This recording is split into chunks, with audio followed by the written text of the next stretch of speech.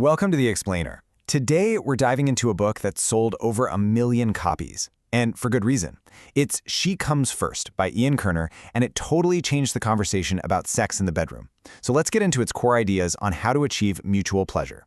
In this quote right here, it's pretty much the whole book in a nutshell. Kerner, who's a therapist for sex and relationships, makes this really powerful point. The biggest thing getting in the way of great intimacy, it's not that people aren't trying. It's not a lack of desire. It's a knowledge gap. He's saying, forget secret techniques. Real pleasure comes from actually truly understanding the female body and experience. So, if it's all about what we don't know, what is it that we're getting so wrong? Well, Kerner says it's something really fundamental. It's this massive gap between what we think should happen and what actually happens. A gap that tons of couples fall into, but almost nobody talks about. And here it is. This is the big one. Kerner calls it the pleasure gap. And look, the science is clear on this. Study after study shows that for a huge number of women, intercourse by itself just isn't the main event. It's part of the story, for sure, but it's not the whole story. And this idea we all have that it should be the be-all and end-all, that just creates a ton of pressure, a lot of confusion, and frankly, a lot of awkward silence. Okay, so why does this gap even exist? Why is this such a common problem? The book lays it out pretty clearly. It's not just one single thing. It's more like a perfect storm, right? A mix of cultural myths we've all been fed and this unspoken agreement to just not talk about it. And what's really important to get here is that this isn't about pointing fingers. It's nobody's fault.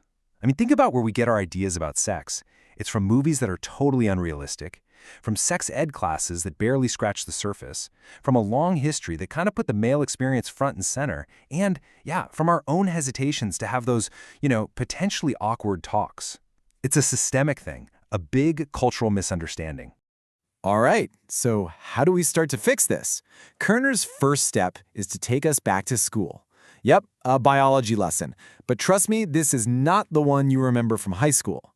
This is about completely redrawing the map of female pleasure, using what we actually know from science. Now this is pretty wild. Check this out.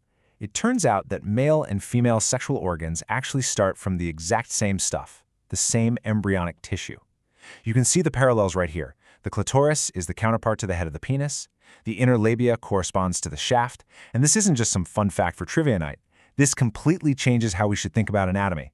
It's not two different systems. It's two variations of the same system. And that brings us to probably the single most misunderstood piece of human anatomy, the clitoris. So many people think it's just that small external button, but that's like saying an iceberg is just the tip you see above water. It's a huge, complex internal organ. Get this, it has over 8,000 nerve endings. That's double the number in the head of the penis. And its only job, its only biological function, is pleasure. That's it. Kerner says that if you don't understand this, you're missing the entire point. So once we've got the physical anatomy down, Kerner says the next step is to look at the most important sex organ, and it's not what you think. It's the brain. This part is absolutely crucial. For a lot of women, things like feeling safe, feeling appreciated, feeling emotionally connected, that's not just a nice extra or some kind of foreplay. It's a biological prerequisite. It's like flipping a switch. If there's stress or anxiety or a feeling of being disconnected, it can literally act like an off switch for arousal. The emotional environment has to be right for the physical response to even happen. And this all leads to a really important psychological idea called responsive desire, and it explains so much. The idea is simple. For a lot of us, desire doesn't just pop up out of nowhere. It needs a reason to show up. It's sparked by something. It awakens in response to the right touch, the right words, or just the right vibe. When you put the two side by side, it really clicks. You've got spontaneous desire, the kind that seems to appear out of the blue. We often think of this as the default, and it tends to be more common in men. Then you have responsive desire, which needs the right conditions to get going. This is more common in women. So if you're expecting spontaneous desire from a partner who's wired for responsive desire, well, you're both going to end up frustrated. It's not that one is stronger or weaker, it's just a different ignition system. Okay, so we've got the new map of anatomy. We understand the brain's role in the two types of desire, and all of that brings us right to the book's title and its core philosophy. But Kerner is super clear about one thing.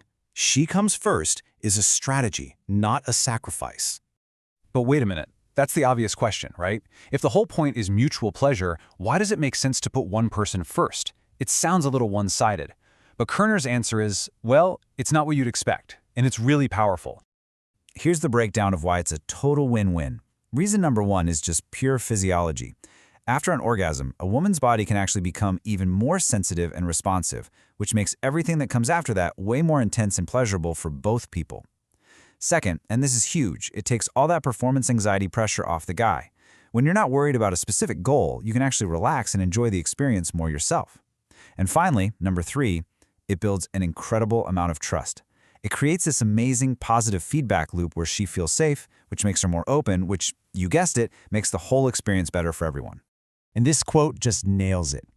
It's not a zero-sum game where one person wins and the other loses. When you put her pleasure first, you're not giving up your own. You're actually multiplying it. Because real pleasure, the best kind, is shared. It's that simple. Okay, so we have the what, the anatomy. We have the why, the philosophy. So what's the how? What's the final, most important piece that ties it all together? You guessed it, communication. But let's be real for a second. This is the part that can feel impossible, right? Why is this so hard to just talk about this stuff? Well, the reasons are totally valid. We're afraid of hurting our partner's feelings. We worry it'll ruin the moment. Maybe we just don't even have the vocabulary. It feels embarrassing, and there's always that fear that what you're saying is going to sound like a complaint. It's a really vulnerable spot to be in. So Kerner gives us a simple game plan. First, timing is everything. Don't try to have this conversation mid-act. Pick a time when you're both chill and relaxed. Second, start with the good stuff. Instead of saying, I don't like when you do that, try, you know what I really love? It's when you... See the difference? Third, be specific but gentle.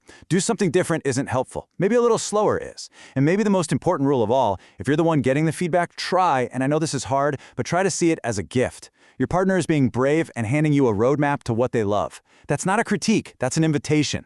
And that's the big takeaway, the ultimate shift in thinking. The sign of a great sexual relationship isn't that you never have to talk, it's that you can. The goal isn't to be a mind reader, it's to build a connection where talking about what you want and what feels good is just normal. It's safe. It's a sign of strength, not a sign of failure. So at the end of the day, She Comes First isn't just about technique. It's a guide to being a more aware, more connected partner. It's about understanding that when you focus on knowledge, empathy, and open communication, you're not just improving sex, you're building a deeper, more trusting, and way more fun partnership overall. So I'll leave you with this. What's the first small step you can take to open up a new conversation?